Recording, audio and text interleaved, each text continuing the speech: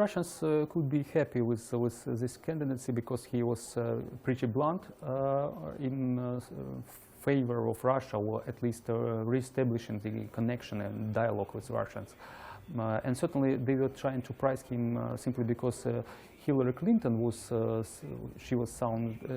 sounding more hostile to Russia, and in case of her election, she could have carried out the policy of Obama and even strengthening some pressure on Russia.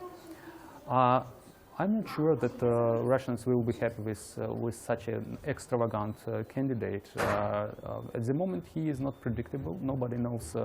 He's a sort of wild card. Nobody knows what his real policy will be about and what the ideology will be behind it.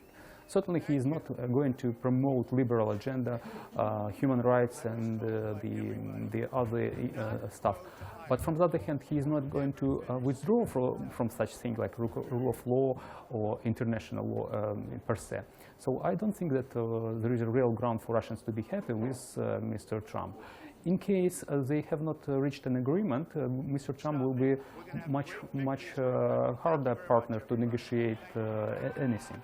I believe that after some attempts to establish a new context, to negotiate sort of dialogue and agreements with Putin, Mr. Trump will be disappointed with the inflexibility and with the high demand of Mr. Putin, not grounded in the real power, in real terms, and he will return to the traditional Republican policy. In addition to that, I would say that American nation is divided. So the Republican Party as well.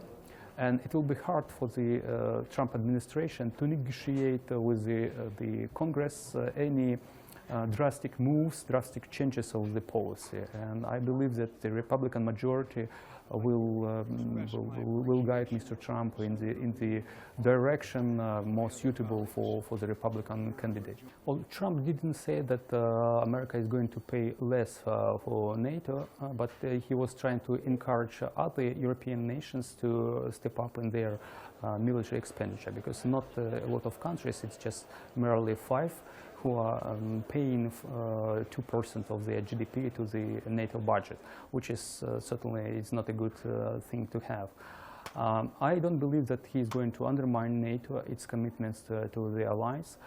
Possibly his agenda is to strengthen the alliance and to use it more for war in other areas, the war against terrorism, rather to have it as a defensive and reluctant alliance. As regard to his thoughts, his ideas of the necessity of Germany to take control of some European issues, he's right, and Germany is trying to do so. But for objective reasons, there are limitations of the German power, and we see with regard to Ukraine. Russia is trying to negotiate the so-called Ukrainian crisis resolution with Americans, because they believe that there is a struggle between America that is allegedly trying to contain Russia, to conquer Russia, to undermine Russian legitimate position in the world, and the vision of the Americans that Russia is just a regional power and there is no need to confirm its global status. So I believe that Europeans need to do more from one hand, but from the other hand, given that Europe is a key partner of the United States in terms of security, in terms of the economy, and without American support, it's impossible to solve some type of crisis going on in and around Europe. I mean Syria, I mean Ukraine. So there will be a need of the Americans to engage more. But from the other hand, there will be a trend of the Europeans to take control of their destiny, to reshape the European Union, to step up in their military expenditures, which is absolutely natural thing to have.